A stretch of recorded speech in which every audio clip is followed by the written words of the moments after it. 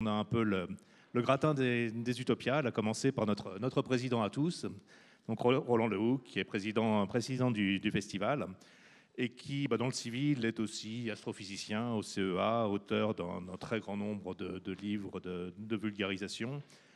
Et je crois que tu as écrit un peu de fiction, au moins coécrit un roman avec Claude Eken. Donc quelqu'un avec un spectre relativement large. D'autre côté, on a aussi quelqu'un qui est bien connu des Utopiales, Hugo Bellagamba, qui a été pendant longtemps directeur artistique du festival. Donc là aussi un visage connu. Hugo est historien du droit et des idées politiques, donc universitaire à l'université de Nice. D'ailleurs, peut-être l'autre caractéristique de cette table ronde, c'est qu'elle est très niçoise, puisque je suis moi-même universitaire à Nice. Et notre troisième invité, Laurent Jeunefort, qui, bien que breton maintenant, je crois, a fait, ou quasi breton, a fait sa thèse de doctorat il y a quelques années à Nice, à l'université de Nice, donc sur les livres univers.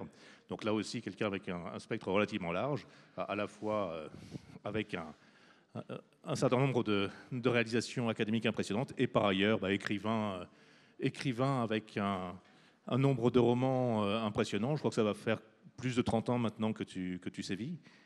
Tes premiers romans doivent remonter à la fin des années 80. Oui, j'ai bien sévi pendant 30 ans, c'est vrai.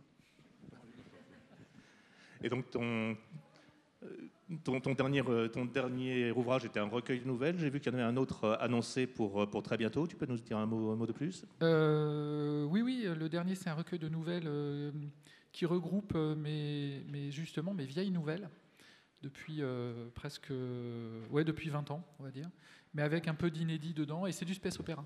Ça fait partie de mon grand cycle de space op. Et puis celui qui est à venir, c'est chez Albin Michel au début de l'année prochaine, début janvier. Et là, pour le coup, je quitte mon univers habituel pour aller dans l'Uchronie. Sachant que je sais à peine que 1515, c'est Marignan, ne nous fâche pas avec les Suisses. C'est un défi pour moi. Voilà. Bon, on va dire que la salle est presque pleine. Donc, bienvenue pour cette table ronde sur les habitats spatiaux, d'une façon générale. J'aimerais commencer par Roland, pour mettre les choses un petit peu au point. De quoi parle-t-on? Est-ce qu'on peut supposer que le XXIe siècle soit aussi productif et aussi innovant que le XXe?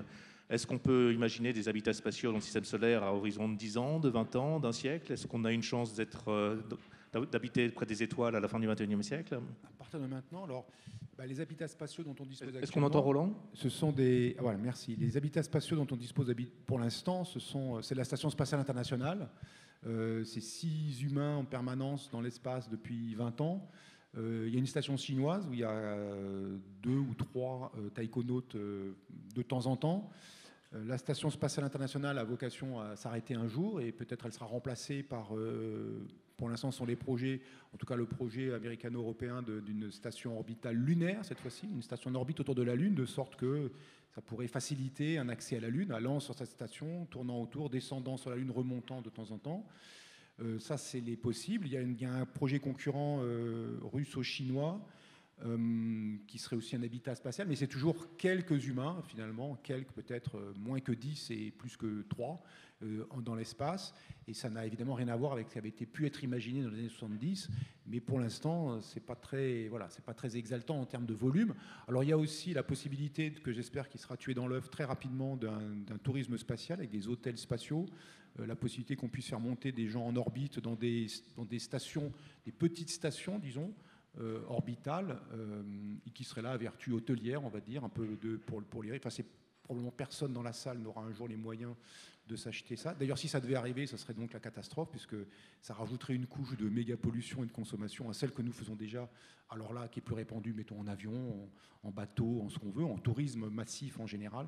Et donc, peut-être il y aurait cette possibilité de ça, mais ça concernera encore une fois Elon Musk et ses 30 potes milliardaires, et puis éventuellement une démocratisation qui ira jusqu'aux centaines de 100 millionnaires. Enfin, c'est toujours pas vous, de toute façon, et ça sera pas grand monde. Voilà, ça sera pas grand monde dans l'espace de toute façon en termes d'habitat. Il se pourrait que, par contre, je n'ose dire démocratisation, mais la possibilité qu'il y ait des hôtels orbitaux, ça consiste à repenser complètement l'habitat pour qu'il soit fonctionnel sans les humains qui sont dedans, enfin sans les humains techniques, mettons Thomas Pesquet, enfin tous les astronautes, et qui bossent en fait en permanence. Il faut réaliser que pour faire vivre Thomas Pesquet et ses 5 collègues en permanence, ils sont en permanence en train de bosser dans la station pour que la rafistoler, si je veux dire, enfin je caricature, elle n'est pas rafistolable, ils remettent à niveau tout un tas de choses en permanence, plus les expériences scientifiques qu'ils y mènent. Et par ailleurs, il y a des centaines de personnes au sol qui suivent en permanence la station à tout point de vue, y compris les astronautes, pour savoir si tout va bien pour eux. Donc ça veut dire juste maintenir ces 6 humains dans un milieu extrêmement hostile qu'est l'espace. C'est des centaines de personnes qui sont là à travailler en permanence pour gérer le truc. Donc c'est pas facile, voilà, pour ça pour dire, mais on s'en doutait, c'est pas facile et ça sera pas glorieusement étendu dans les, mettons, 20 ans ou 30 ans à venir. Et pour la fin du siècle, est-ce qu'on peut imaginer une colonisation humaine du système? Oui, alors c'est compliqué, ça dépend. Je ne vais pas faire une longue réponse, que ça serait vraiment pratiquement tout le temps, mais c'est s'installer définitivement dans l'espace, c'est-à-dire avoir un moyen, une accessibilité à l'espace qu'on n'a pas actuellement, plus simple. Là, c'est l'accessibilité qui est compliquée parce qu'elle est très énergivore. Enfin, de toute façon, une fusée, envoyer des tonnes dans l'espace, c'est beaucoup d'énergie. Et donc, il faudrait, pour s'installer définitivement dans l'espace, avoir quelque chose qui ressemble un peu à The Expanse, mais sauf qu'ils ne nous décrivent pas comment ils l'ont fait, être capable d'exploiter les ressources de l'espace, les ressources minérales, enfin les ressources matérielles, et les ressources énergétiques. Alors, soit en captant une fraction appréciable du flux solaire, ça c'est la source d'énergie qui tombe sous le sens dans l'espace, l'énergie, la lumière du soleil, qui est en quantité considérable.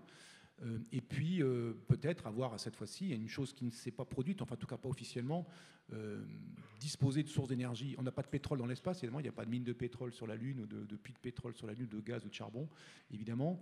Donc, ce serait disposer d'une source d'énergie nucléaire dans l'espace, donc mettre des réacteurs nucléaires dans l'espace, en les construisant sur Terre, en les envoyant, ou en les construisant sur place. Les construire sur place, il faut une industrie spatiale extraordinairement développée comme on l'a sur Terre, mais dans l'espace, alors pour l'instant, il n'y a rien. Et les envoyer depuis le sol vers l'espace. On peut faire un vote à main levée. Est-ce que vous êtes pour, est-ce que vous êtes contre? Je ne cherche même pas à savoir les arguments. Il est bien possible que vous ayez des doutes sur la pertinence de la chose, ou en tout cas la sécurité de la chose, qui pourrait imaginer se faire. Il faudrait réfléchir un peu, mais ce n'est pas de l'ordre de l'inenvisageable. Mais enfin voilà, on sent bien qu'il va y avoir un peu de friction quand on va dire on va envoyer un réacteur nucléaire dans l'espace. Donc du coup, voilà, c'est pas gagné d'être dans l'espace longtemps en exploitant les ressources, notamment minérales, minières, et en les transformant sur place. Donc c'est pas voilà, s'installer très durablement à la fin du siècle, ça voudrait dire déjà que l'humanité ait franchi le transitoire qui s'annonce entre un monde tel qu'il était, un monde à l'équilibre tel qu'il était avant, à l'équilibre au sens énergétique, entre ce que la Terre reçoit du Soleil et ce qu'elle réémet, et un monde qui ne l'est pas, très légèrement déséquilibré, ce qui provoque ce réchauffement climatique en cours et qui aboutira à des conséquences encore un peu difficiles à imaginer, mais dont on sait qu'elles seront certainement compliquées à gérer, pour dire le moins. Et donc, dans un monde compliqué, faire des grands projets, des projets grandioses d'installation dans l'espace, ça risque d'être assez difficile. Donc, au risque de jouer les rabat-joie, il est bien possible qu'on ne soit jamais installé durablement dans l'espace, mieux que quelques types et quelques nanas, idéalement à parité, pour qu'on ait des humains en permanence, qu'on garde la capacité à faire survivre des humains correctement dans l'espace, quelques humains dans l'espace. Donc second rabat-joie, Hugo, si on franchit ce pas, si on suppose qu'on a franchi ce transitoire, qu'on s'est donné les moyens techniques d'avoir des stations orbitales ou des habitants dans l'espace, est-ce que ça pose est-ce que les sciences humaines sont prêtes à ça? Est-ce qu'on a les technologies juridiques et politiques pour développer ça? Ou est-ce que ça va poser des problèmes entièrement nouveaux et qu'on a aussi un énorme travail devant nous pour inventer ça? Je ne vais pas faire le rabat-joie. Hein. Moi, je vais être au contraire, je vais me prendre un peu le contre-pied de Monsieur le Président. Non, je pense que le droit s'adaptera très bien. Le droit, c'est toujours adapté, en fait, dans l'histoire humaine, et même si on sort de notre petite expérience européano-centrée. Le droit, c'est toujours adapté, particulièrement bien en phase de crise, en fait. Le droit change lorsque la société est en crise, il s'adapte aux nouvelles valeurs d'une société. Nous sommes une société en crise, ce n'est pas une mauvaise chose, finalement. On abandonne un certain nombre de repères, on va créer de nouveaux repères, et le droit, rapidement, plus rapidement que vous ne pensez, pour le meilleur et pour le pire, en tout cas, va s'adapter. Donc, Est-ce que ça posera des problèmes juridiques fondamentaux, le fait de partir dans l'espace et d'habiter dans des stations orbitales, ou peut-être comme dans The Expanse, une implantation humaine sur Mars, et puis dans les ceinturiens, les fameux belters dans The Expanse? Est-ce que ça posera des problèmes juridiques? Fondamentalement, non. En fait, on adaptera le droit, on créera de nouvelles catégories juridiques, peut-être. On verra en fonction de la technologie, l'usage de la technologie, qui y aura accès. Fondamentalement, les deux questions seront toujours les mêmes. Qu'est-ce que la citoyenneté? Et quels sont les droits du citoyen? Et quelles sont les conditions pour y accéder? Donc c'est des questions qui sont là depuis les cités-États de l'Antiquité, depuis les cités-États grecques et même les cités-États bien avant la Grèce. Donc la question de la citoyenneté se posera. Est-ce qu'on aura des citoyens dans l'espace? Alors pour l'instant, dans la Station spatiale internationale, on ne peut pas parler de citoyenneté de l'ISS, puisque chaque nation envoie, il y a des collaborations scientifiques, et à ma connaissance, l'ISS n'est pas un État souverain, donc il n'y a pas de monnaie de l'ISS, il n'y a pas de législation de l'ISS, donc on n'est pas encore dans une société à part entière. Mais lorsqu'on aura un effet, et j'espère qu'on l'aura, un effet de masse, un effet d'augmentation de la population, vous savez, pour faire société, pas besoin d'attendre d'être des millions. Une centaine de personnes, les 100 premiers dans Kim Stanley Robinson, dans la trilogie martienne de Kim Stanley Robinson, les 100 premiers font société. Donc on fera peut-être, et je l'espère, moi je le souhaite, des sociétés dans l'avenir, alors peut-être pas au XXIe siècle, mais peut-être au XXIe siècle, au XXIIIe siècle. Peut-être que la façon de compter le temps aura cessé complètement. On arrêtera de se baser sur notre ère commune et sur la naissance du Christ pour parler d'autres temporalités. Donc ce sera peut-être pas le XXIIIe siècle, ce sera peut-être l'an 14 de l'ère spatiale ou quelque chose comme ça. Mais on créera de nouveaux systèmes juridiques, et le droit, en fait, il tient compte en généralement de 3 paramètres. Il tient compte des valeurs d'une société, et ces valeurs, elles sont forgées par son histoire, par ce qu'elle a vécu, par les crises qu'elle a traversées. Donc nous, si nous traversons une crise, c'est très bien parce que ça va créer de nouvelles valeurs. Le deuxième paramètre, c'est l'environnement, c'est l'impact de l'environnement sur le droit. Et Montesquieu n'avait pas tort avec sa théorie des climats. On a beaucoup raillé au XXe siècle. Quand on faisait cours au XXe siècle d'histoire des idées politiques, on disait toujours Montesquieu, brillant auteur de la séparation des pouvoirs, mais alors tristement auteur de la théorie des climats qui est complètement dépassée. On s'est bien planté, parce qu'aujourd'hui, le climat est un facteur du changement du droit. Donc on est complètement dans la théorie des climats, c'est-à-dire selon l'environnement dans lequel on se trouve, le droit doit s'adapter à cet environnement et aux altérations que nous avons provoquées de cet environnement. Donc dans de nouveaux environnements, lunaires, martiens, artificiels, on aura de nouveaux systèmes juridiques avec de nouvelles définitions de ce que c'est que la citoyenneté, des devoirs et des droits du citoyen. Et puis troisième paramètre, qui fera le droit?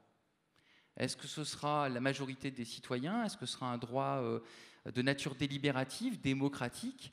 Ou est-ce que le droit, et là c'est une autre question qui se posera, est-ce que le droit des nouveaux environnements, artificiels ou naturels de l'être humain, sera un autre type de droit? Parce que je vous rappelle qu'il y a des droits qui ne sont pas du tout démocratiques. Ils ont toujours existé, il en existera encore. Et donc peut-être qu'on aura un droit imposé par une minorité de personnes. Peut-être qu'on aura un droit imposé par la nécessité, au nom de la nécessité, ce qui est en train d'arriver avec maintenant les crimes climatiques dont on est en train de parler.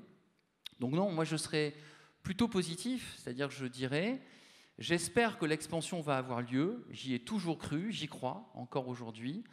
Le progrès de la recherche, j'y crois aussi.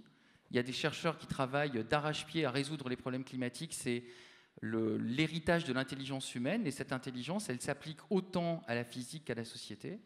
Donc moi, je crois à l'expansion, peut-être pas de notre vivant, à tous qui sommes ici, mais peut-être nos petits-enfants, si on a su régler les problèmes auxquels on est confronté, et donc à de nouveaux systèmes juridiques, peut-être à de nouvelles formes d'organisation sociale. Et oui, moi je vois ça de façon...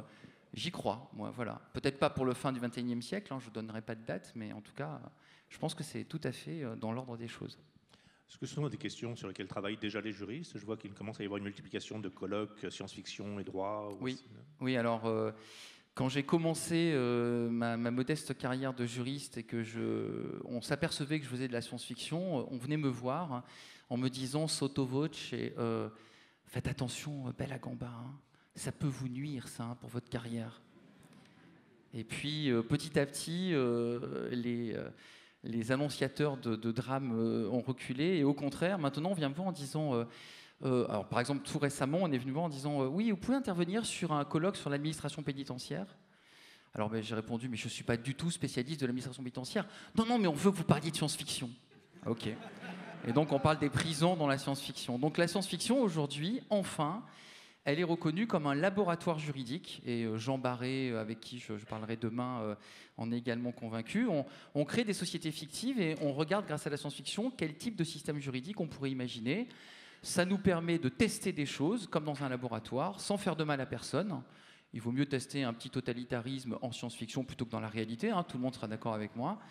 Et donc aujourd'hui, il y a des colloques, sur droit et science-fiction qui commencent à se multiplier, et c'est pris en compte aujourd'hui, ouais, tout à fait. Laurent, puisque tu es, Hugo est romancier aussi, mais il est plutôt là en qualité de juriste aujourd'hui. En tant qu'auteur, est-ce que tu prends en compte ces limitations que pouvait évoquer Roland, ou est-ce que tu fais, toi, 3 pas en avant et que tu te mets dans un univers où les choses sont déjà résolues? Alors, Hugo m'a volé la moitié de ce que je voulais dire.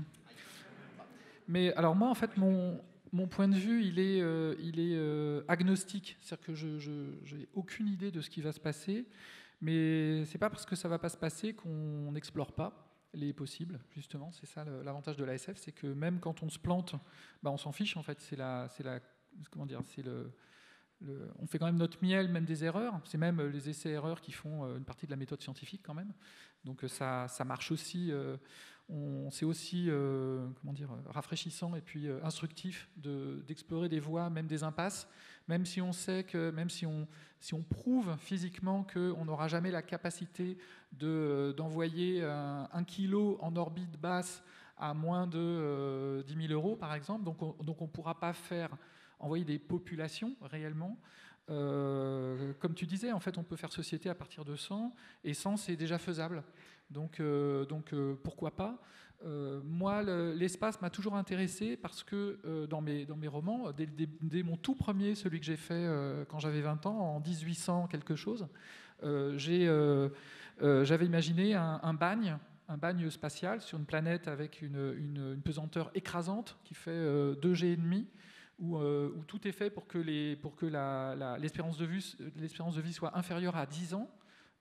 Donc la colonie est à flanc de volcan, elle est menacée perpétuellement par des coulées de lave.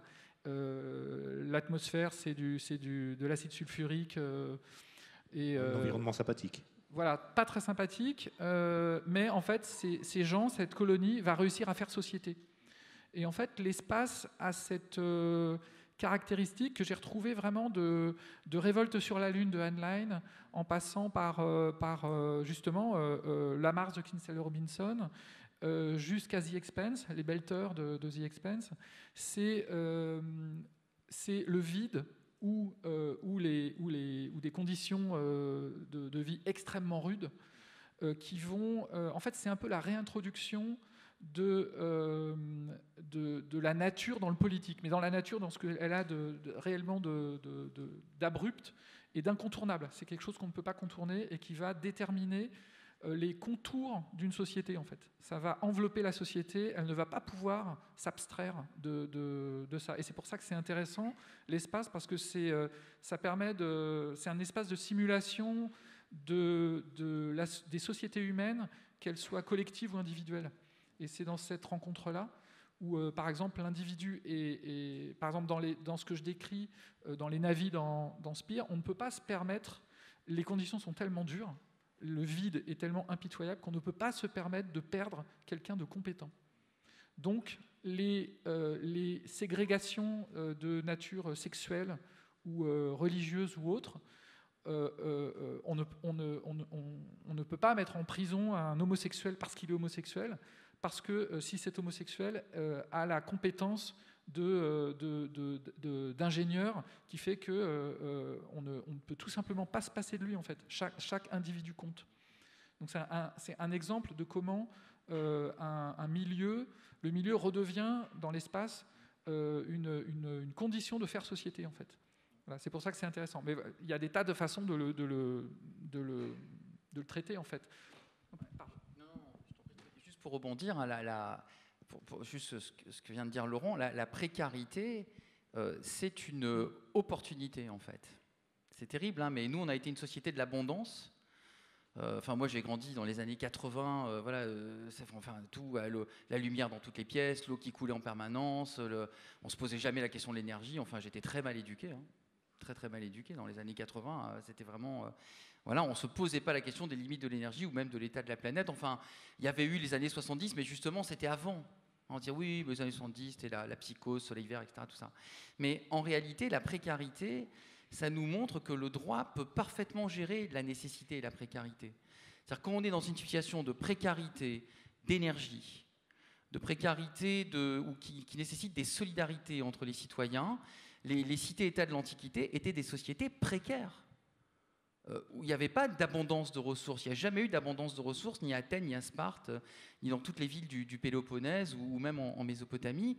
C'était des sociétés où il fallait être très attentif à l'utilisation que l'on faisait des ressources. Et donc le droit veillait précisément à ce que cette utilisation des ressources soit la plus efficace possible.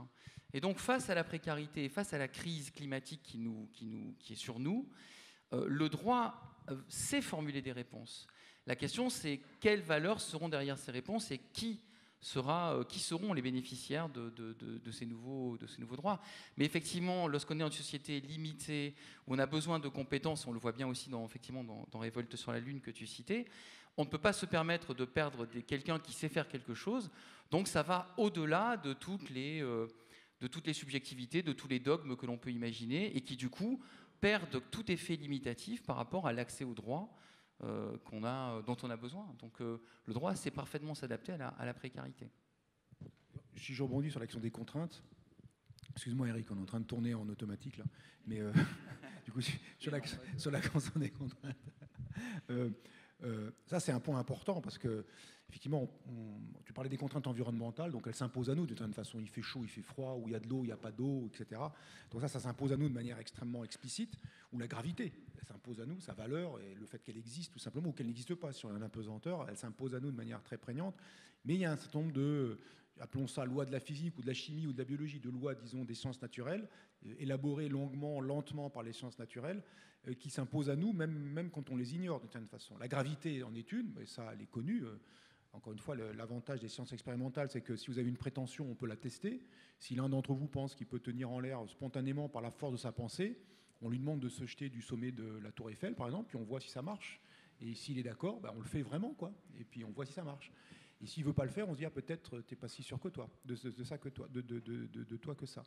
Donc on peut tester très explicitement les prétentions en physique expérimentale. Des fois ça peut être compliqué, il faut pour les tester les prétentions, des fois il faut construire le CERN, il faut construire des systèmes expérimentaux considérables et qui voient les choses de manière très fine dans des situations où nos sens sont incapables. Mais quand c'est des situations simples, on parle d'énergie, là en ce moment il y a une petite tension sur l'énergie, on sent là, qu'il y a une petite tension sur l'énergie. Regardez les Anglais par exemple, eux c'est très clair. Les Polonais, c'est des emmerdeurs, ils sont plus là, voilà, il n'y a plus de camions, donc il n'y a plus d'essence, c'est fait régler, quoi. Puis maintenant, vous pouvez marcher, les gars. Très bien, ça vous fera faire votre transition énergétique vers la marche ou le vélo de manière peut-être plus rapide, mais c'est très concret. Là, vous n'avez pas d'énergie, vous ne faites pas les choses. C'est pour la physique, l'énergie, ça mesure les transformations. Ceux qui étaient ce matin à ma conférence ont entendu ça. Ça mesure votre capacité à faire les transformations. Pas d'énergie, pas de transformation. Donc du coup, et les transformations de quoi ? De la matière. Donc pas de matière, pas de transformation non plus. Il n'y a rien à transformer. Donc du coup, ces contraintes-là, elles s'imposent aussi. Et c'est vrai que, pour revenir sur la partie juridique, on peut tomber dans des situations où on est très contraint par l'environnement. Par exemple, le vide de l'espace. C'est évident que si on ouvre la porte de la station spatiale, il va y avoir des problèmes à l'intérieur. Mais du coup, ça veut dire qu'à l'intérieur, et on le voit dans The Expanse, pour le coup, les belters, il y a une reproduction de notre société capitaliste, extractiviste, terrestre, dans l'espace, et les belters, ils sont asservis, d'une certaine façon, à travailler par des gens qui leur disent, écoutez, si vous nous cassez la tête, on coupe l'air, ou on coupe l'eau. Et dans l'espace, c'est la conséquence est immédiate. Sur Terre, couper l'eau déjà, ou couper l'électricité aux familles qui ne payent pas leurs factures pour des raisons de précarité ou de manque d'argent, eh bien c'est tout de suite les mettre dans une situation très emmerdante. Couper l'électricité, c'est très emmerdant. Couper l'eau, c'est très emmerdant. Et donc là, mais à la limite, si j'ose dire, dehors, on peut aller, on le voit dans des pays comme le Vietnam, regardez les poteaux électriques du Vietnam, vous allez voir, les raccordements, les gens qui se branchent, qui se surbranchent, qui se rebranchent, enfin c'est incroyable, et donc ça saute tout le temps. On peut toujours essayer d'aller gratter un peu, parce qu'il y a un extérieur, il y a la Terre entière, c'est pas facile, évidemment, c'est même très difficile, mais on peut gratter. Dans l'espace, vous n'avez pas d'air, vous êtes mort, c'est réglé. Donc ça peut redonner des nouveaux moyens de contrainte, d'asservissement et de nouveaux systèmes politiques où cette fois-ci, la contrainte, c'est la ressource, enfin, la contrainte, on l'utilise comme un moyen d'imposer sa domination. Et donc ça repose cette question-là de savoir qu'est-ce qu'on fait, pourquoi on le fait et à quoi ça sert dans l'espace. Donc du coup, la contrainte technique, c'est compliqué, ce que je disais tout à l'heure, c'est compliqué dans l'espace. Et si on y va, il y aura une contrainte sur place. Si on est quelques, ça va, 6, ils arrivent à s'entendre entre eux, c'est des nations. Si on est 100, on fait société. Il y a des gens, s'ils sont manquants, évidemment, ça met la merde, parce que tout le monde doit être un peu polyvalent, parce qu'il n'y a pas tellement de monde et il faut avoir un peu toutes les compétences sous la main. Mais il y a aussi la possibilité, du coup, de pressurer ces gens-là, de leur dire, bah, écoute, de toute façon, tu n'as guère le choix. Ton avis, on s'en fout, tu fais ça, parce que sinon, on coupe l'oxygène. Et en fait, de la même manière qu'il y avait eu la réflexion il y a quelques années de se dire c'est bien de se pencher sur la terraformation de Mars, parce que dans la science-fiction ou même dans la prospective, parce qu'en fait on risque de l'appliquer sur Terre d'ici quelques décennies. Et ben en fait c'est un peu pareil pour le droit dans l'espace et pour la science-fiction spatiale, c'est qu'elle nous permet d'imaginer une vie dans d'énormes pénuries de ressources, puisque le vide c'est ça en fait, enfin la vie orbitale c'est ça, parce que c'est ce qui nous attend aussi, avec des pénuries graves d'un type d'élément. Alors dans le vide c'est l'air, et puis enfin c'est un peu tout d'ailleurs, enfin c'est tout, mais en tout cas une vie déterminée par la pénurie, donc quelque chose qu'on va redécouvrir. Il vaut mieux anticiper, et l'anticipation, c'est ce qu'on fait en SF. Oui, exactement, c'est-à-dire que ça met, la science-fiction met sous la loupe le problème, parce que la Terre, c'est une grosse boîte, si j'ose dire, enfin on est à la surface, c'est une grosse boîte avec une très fine couche d'air, en fait, de parties vivables pour les humains, et qu'on est en train de la transformer de manière manifeste et globale, au point que peut-être ça deviendra inhabitable, ou en tout cas difficilement habitable pour les humains, mais se mettre dans une caisse à savon dans l'espace, la Station spatiale internationale, les orbitales qu'imaginaient, enfin les grandes stations orbitales qu'imaginait Gérard Ronin dans les années 70, des machins qui font 30 km de long, 3 km de diamètre, enfin des trucs qui pouvaient accueillir des centaines, potentiellement, des centaines de milliers de personnes, enfin à une échelle inimaginable maintenant, mais qui était, disons, pensé et éventuellement prêt en phase de réflexion pour la réalisation. Eh bien, même un grand truc comme ça met sous la loupe le problème. C'est comment on s'organise, donc le point de vue juridique, comment on s'organise, qui y va, qui est le chef, qui n'est pas le chef, qui bosse, qui fait quoi là-dedans, et que ça soit 100 ou 1000, évidemment, les questions se posent, et à 7 milliards aussi, évidemment, presque 8 milliards aussi. Donc ça met sous la loupe tous ces problèmes-là, dans des situations où là c'est clair, vous ouvrez la porte, c'est la mort assurée dehors. Là pour le coup, il n'y a pas de discussion. Alors qu'ouvrir la porte de la Terre, on ne sait pas bien. Justement, il y en a qui aimeraient descendre du train infernal, mais on ne peut pas. Vous êtes sur le train infernal et puis il continue d'avancer. Donc là, il y a cette fonction de la science-fiction, pour le coup, est vraiment, je trouve, importante, intéressante, de mettre sous la loupe le problème dans une situation où tout est extrême.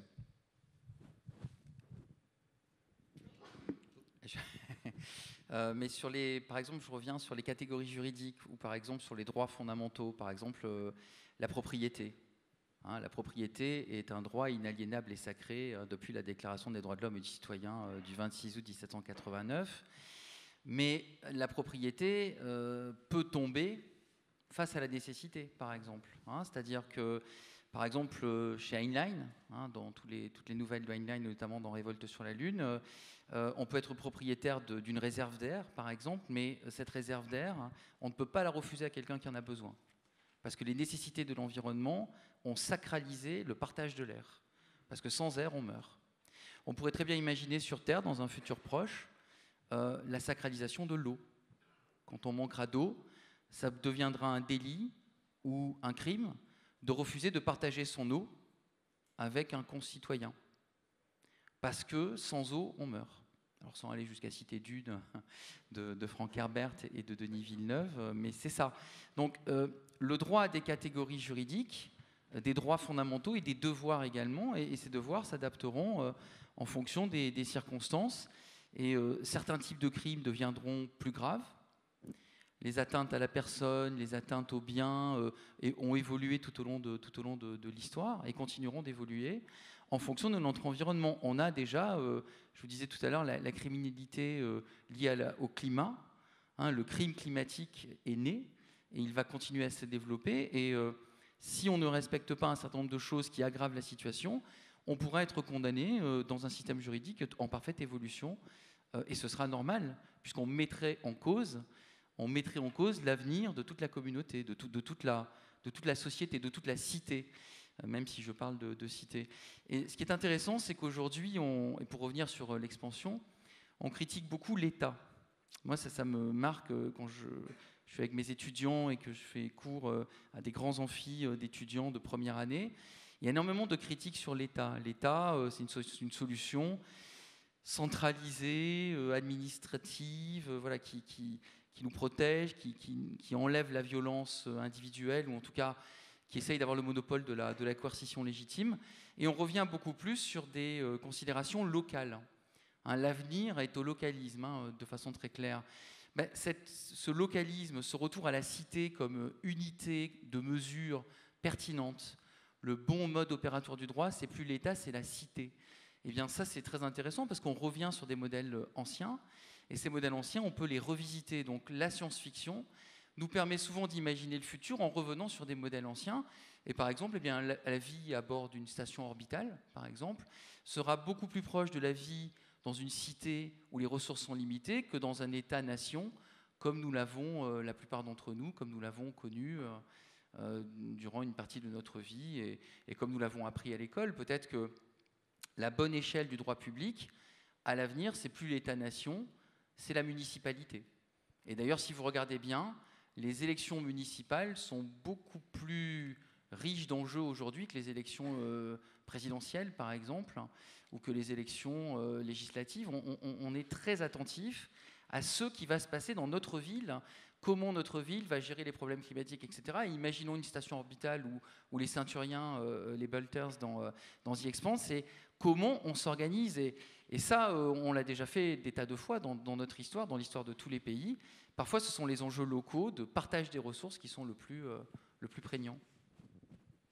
Oui, puis c'est pareil. En fait, la SF, elle avait aussi produit comme ça des imaginaires liés sur la ville, liés sur des villes totalement autonomes.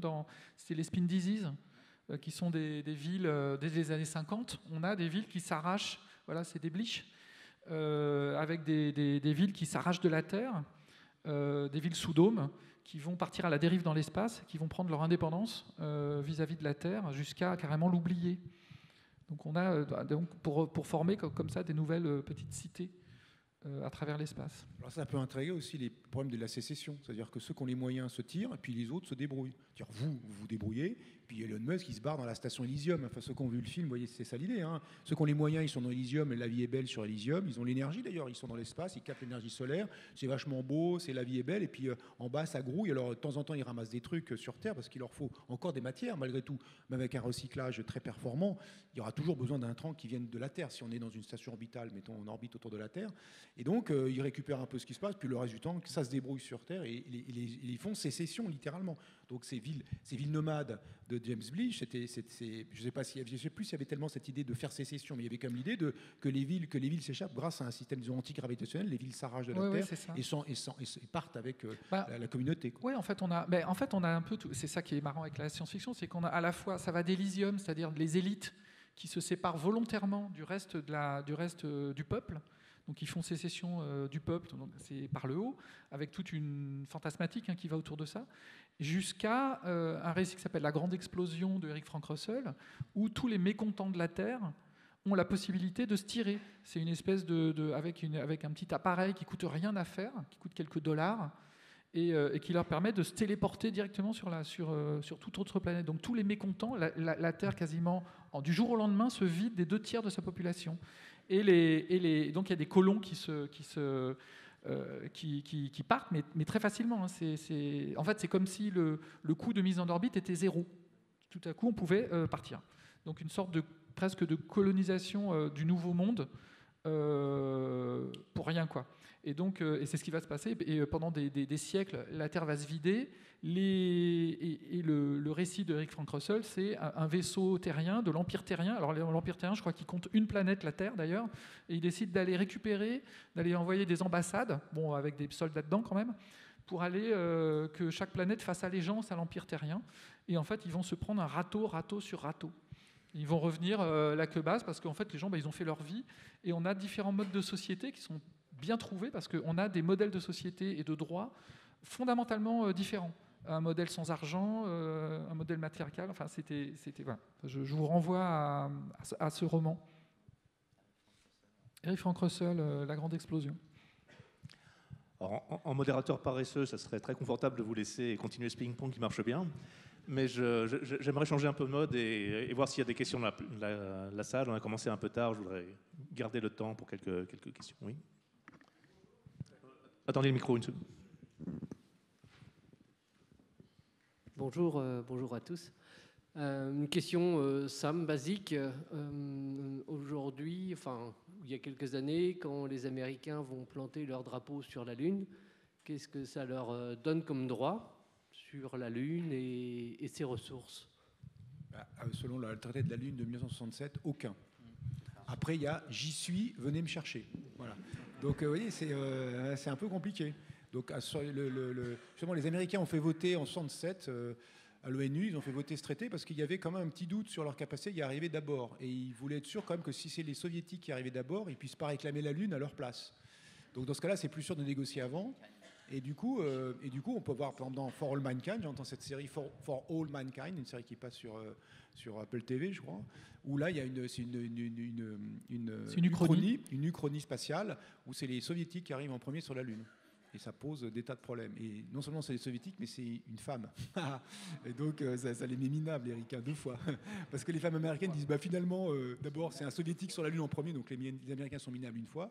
Et la deuxième qui arrive, c'est une femme. Et du coup, les femmes américaines disent, c'est pas si mal le socialisme, finalement. Eux, au moins, ils envoient des femmes dans l'espace, alors qu'on voit les conditions des femmes américaines, femmes d'astronautes. Alors les gars survitaminés, genre c'est moi le gros mec avec ma grosse voiture. Et donc du coup, c'est assez rigolo. Donc je vous recommande vivement cette série For All Mankind. Donc voilà, a priori, la Lune est un bien commun de l'humanité, personne ne peut se l'approprier. Néanmoins, Obama a déjà modifié un certain nombre de lois américaines pour laisser libre cours à une éventuelle exploitation minière de l'espace, des astéroïdes en particulier. Et le Luxembourg s'est dit qu'après tout, eux aussi, ils ne sont pas une nation spatiale, mais après tout, il n'y a pas besoin d'une nation spatiale pour faire du droit spatial. Et que si vous voulez ouvrir une société d'exploitation minière d'astéroïdes, vous pouvez le faire au Luxembourg dans des conditions tout à fait favorables à votre capitalisme naissant. Vous voyez, donc, voilà. Il faut imaginer le drapeau luxembourgeois sur un astéroïde de les Luxembourgeois se ceinture. foutent qu'il y ait leur drapeau tant que les taxes arrivent aux bons endroits et qui sont assez légères en fait, mais disons que ça peut être beaucoup parce que dans quelques années, ça peut être... ça peut être beaucoup et je ne sais pas. Bon, en tout cas, oui, pour l'instant, le drapeau américain sur la Lune, c'est symbolique évidemment, mais ça n'a aucune conséquence. Enfin, normalement, aucune. Comme les Russes ont mis un drapeau sur le pôle Nord, sous l'Antarctique, au fond de l'océan Arctique. Ils ont mis un drapeau russe au fond pour dire, nous, on est passé là, boum, voilà. Roland évoquait les traités en vigueur, qui sont des traités négociés sur Terre entre terriens et décidant que la Lune appartient aux terriens. On a évoqué à plusieurs reprises Révolte sur la Lune de Robert Heinlein, où essentiellement ce sont des lunatiques qui refusent cette situation. Hugo, tu peux nous dire un peu plus sur ce qui peut se passer dans ce genre de circonstances? Alors, en fait, ce qui se passe, c'est exactement la révolution américaine, mais sur la Lune. Dans Révolte sur la Lune de Robert Heinlein, qui est un grand auteur américain, l'auteur incontournable de l'histoire de la science-fiction aux États-Unis, le Jules Verne américain, moi j'aime bien dire ça. Il imagine dans Révolte sur la Lune, en fait, il transpose la révolution américaine. C'est-à-dire qu'en gros, lorsqu'on est, alors c'est ce que les anglo-saxons, enfin les Américains appelaient les absentee landlords, c'est-à-dire dans les colonies américaines qui ont été faites par les Anglais, en fait, il y avait des propriétaires qui étaient sur Terre et qui étaient les propriétaires qui avaient financé les colonies américaines, financé l'implantation des colons américains. Et ils considéraient que ce droit de propriété leur donnait aussi un droit de contrôle sur ces colonies, ce qui a été le cas pratiquement bien jusqu'à la révolte et à la Révolution américaine, jusqu'à la guerre d'indépendance.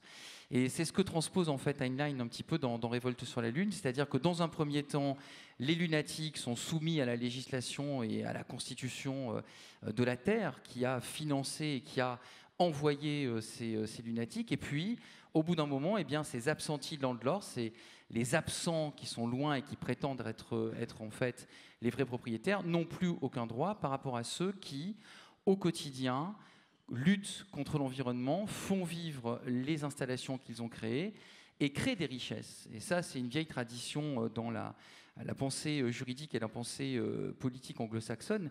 C'est John Locke qui dit que le travail justifie la propriété, car le travail enrichit, crée de nouvelles richesses. Et donc les lunatiques, en créant Lunacity, en créant leur société, finalement, ont justifié qu'ils peuvent en être véritablement les propriétaires indépendants. Et donc ils vont rejeter l'autorité de la terre et ils vont faire constitution. Et il y a cet acte qui est très important de d'écrire une nouvelle constitution et qui fait société. C'est pour ça qu'on peut dire, dans Révolte sur la Lune, qu'il s'agit bel et bien d'une nouvelle société. Dès lors qu'une société se dote d'une constitution, qu'elle soit écrite ou coutumière, dès lors qu'il y a un travail collectif de délibération pour écrire un texte constitutionnel qui est validé par tous, on a un phénomène qui crée une nouvelle société. Et c'est ce qui se passe effectivement dans Révolte sur la Lune, qui va ensuite avoir des conséquences, bien sûr, sur les rapports avec la Terre, exactement d'ailleurs comme on le voit dans The Expanse, de façon tout à fait claire, avec toutes les conséquences économiques, juridiques, politiques que ça peut avoir par rapport à l'évolution d'une société. Donc lire aujourd'hui Révolte sur la Lune est un exercice très intéressant parce que au-delà de l'hommage que Robert Heinlein fait à la Révolution américaine, à la guerre d'indépendance des États-Unis, ça nous pose vraiment la question du rapport du droit à l'environnement, ce que je vous disais tout à l'heure, c'est-à-dire que nos enfants, nos petits-enfants, reverront peut-être en profondeur nos systèmes juridiques et créeront, je l'espère, voteront de nouvelles constitutions dont les valeurs fondamentales, dont les articles principaux sont peut-être extrêmement différents de ceux qu'on a connus aujourd'hui. D'autres questions?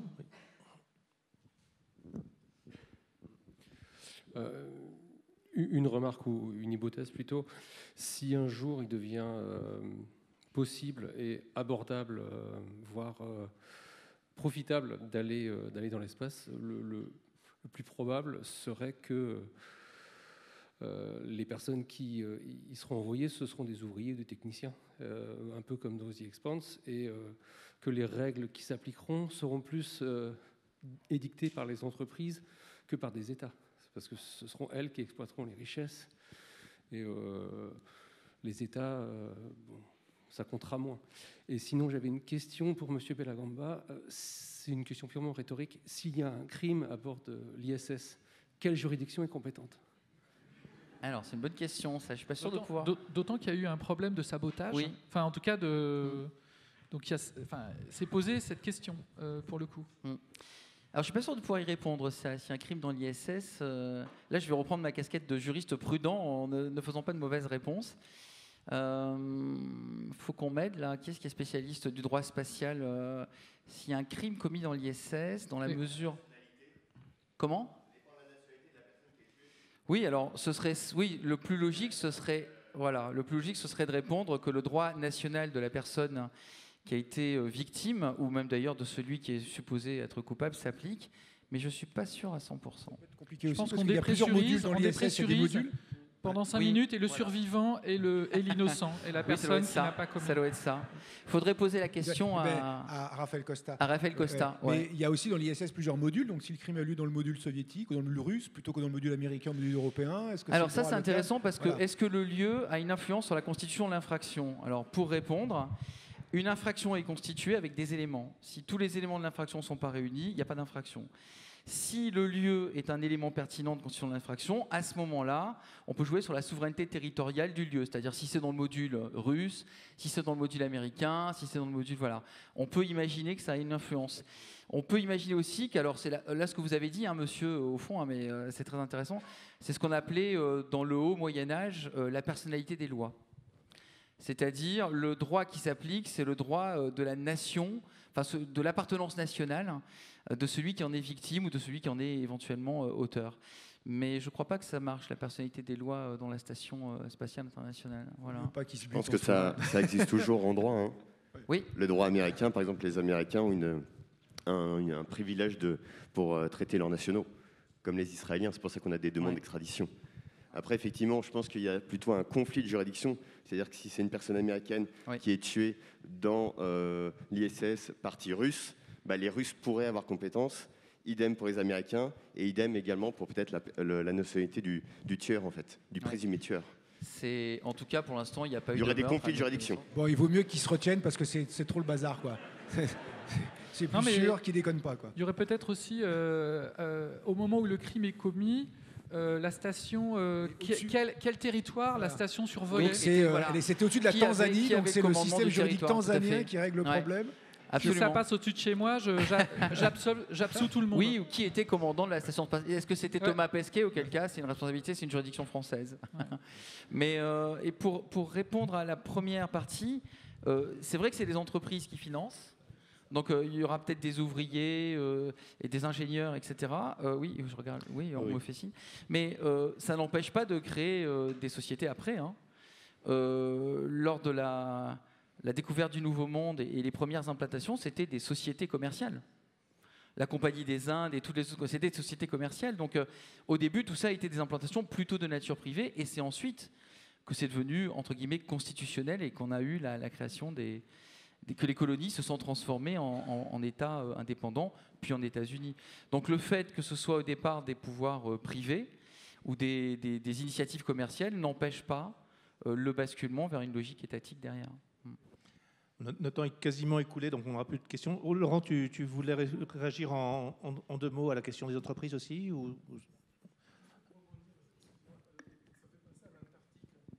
Le droit de l'Antarctique, qu'est-ce que vous pouvez faire? L'Antarctique, c'est terrain nullius, ça appartient à personne et c'est seulement sous juridiction. Enfin, il y a des secteurs qui sont sous juridiction de différents pays et normalement, ça n'appartient à personne.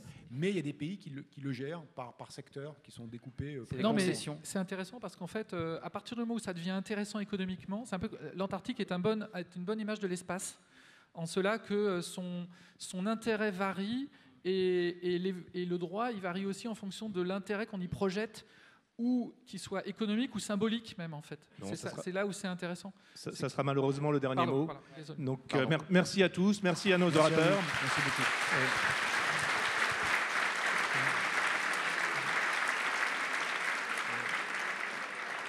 Et bon festival à tous.